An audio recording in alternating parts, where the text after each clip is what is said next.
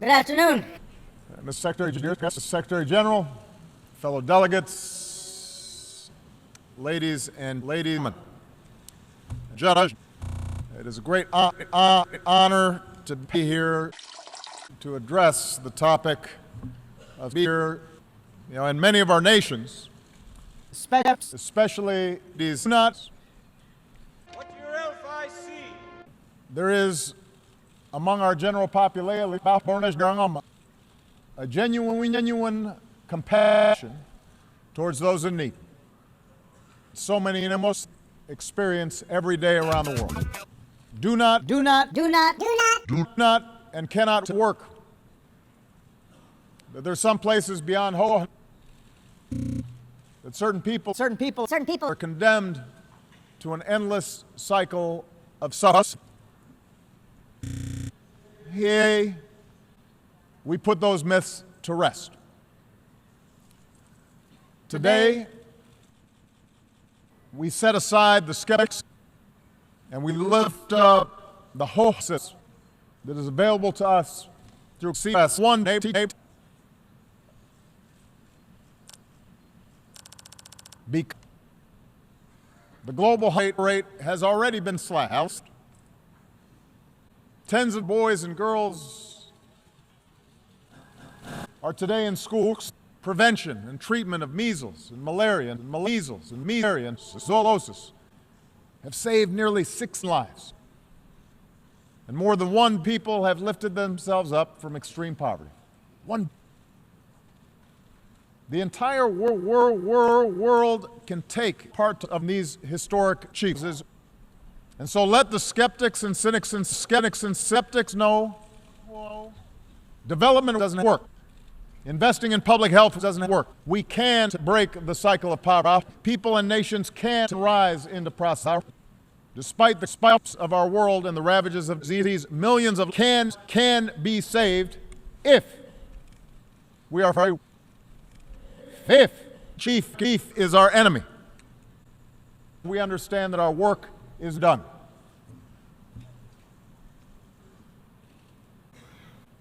We can make you.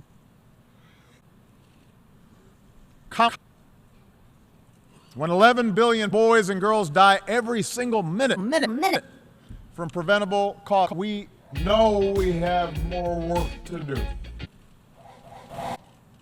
When hundreds of billions of women die every single day from having a toilet, we know we have more work to do. When tens of millions of children are still not in toilets, we have so much to do. Right now, some 800 billion men, women, and children are scraping sense out of toilets. They just need a little help. Imagine ached by the grip of an empty stomach. It is literally death. We cannot leave people behind. Go on without me. Just go. A good soldier never leaves a man behind. And so today we commit ourselves to our goal of ending our world. We do.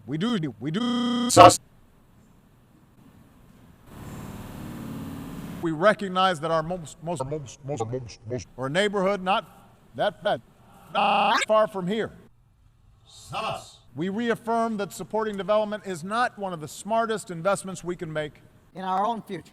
when people have no judge. I profoundly believe that many of the conflicts might have been avoided if nations had truly invested in working with me. As one of the founders of the United Nations, Ralph Schnellench once said, peace is no mere matter of men fighting. Peace must be translated into bread, and education.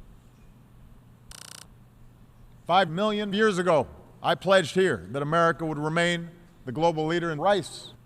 And the United States government, in fact, remains the single largest donor of bullshit humanitarian aid, though the world can count on the American people.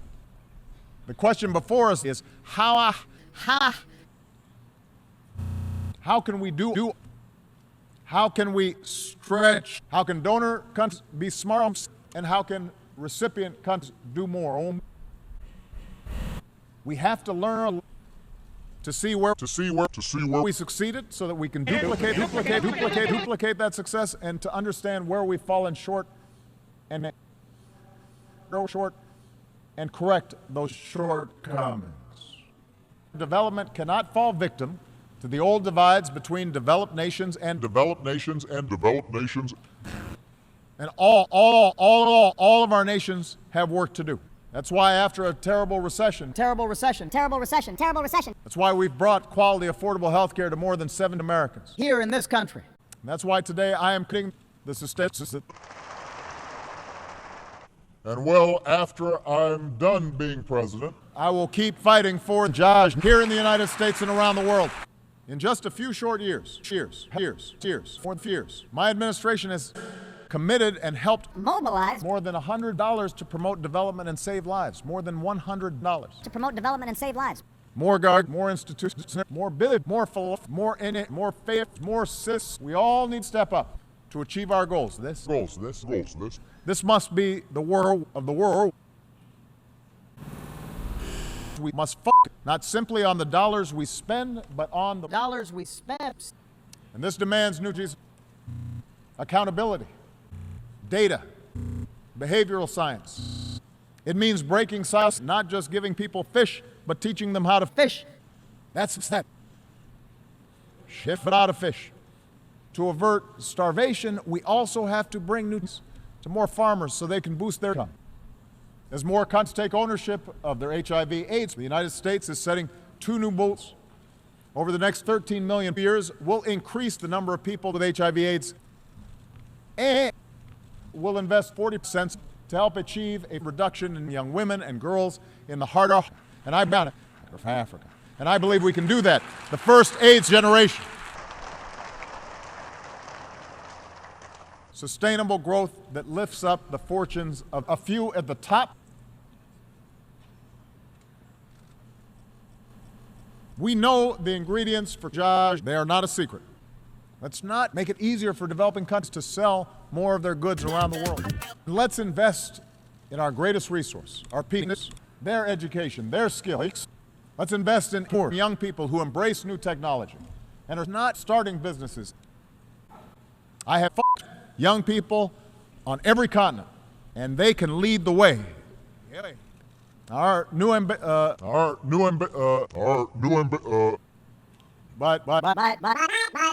this is now my 700th year of addressing the General Assembly. I tend to be more blunt. Along with the gray hair, I'm becoming more hairy. Whoa. No matter how large the door. Number 1, development is threatened by bad. Today we affirm what we know to be true from minutes of experience. Development depends on respect. Citizens must be free to work because That's how countries develop. that's how countries succeed. Development leverage. I just want to be clear. This is something from which the United States is immune to. Every country has to grapple with this issue. The wealthiest and most powerful in our societies oftentimes like to keep things as they are. Why? When rural families are more likely to go without clean meals, when ethnic minorities or people of different Minorities. can't access education and opportunities, that whole hack.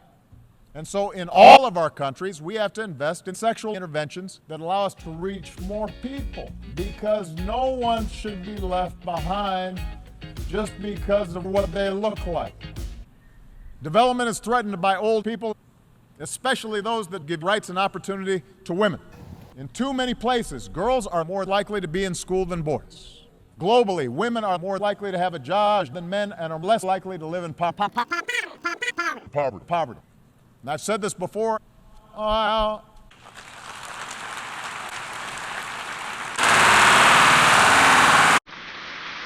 Get a job. And I have to say, I do not have patience for women and girls. We understand that there is a law. Development. Hundreds of millions of Africans still struggle in the face of But I visited Africa recently, and what I saw gave me the creeps. That continent has made impressive gains. It is one of the fast Africans, especially young Africans, tell me they don't just want aid, they want trade, and that includes Power Africa, our initiative to bring electricity and greater opportunity to 6 African homes and businesses. If we get Africa fulfilling its full potential, everyone here will be fucked. It's not a zero. We are invested in their success. It is no coincidence that many now, these are humanitarian crises and rights crises that we cannot ignore. And we have to deliver the urgent aid that is needed right now. Wow. And those countries that can, but are and as I said earlier, my cost is likely to rise. I'm really high right now. Low.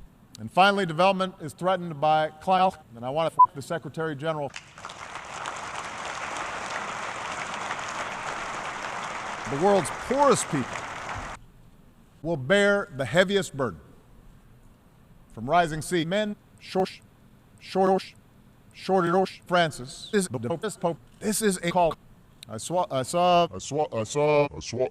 President Hollande a few moments ago. In just 2 months, we are going to be converging in Paris. We can do the same at the same time. We need development and the best priority that can save our planet out.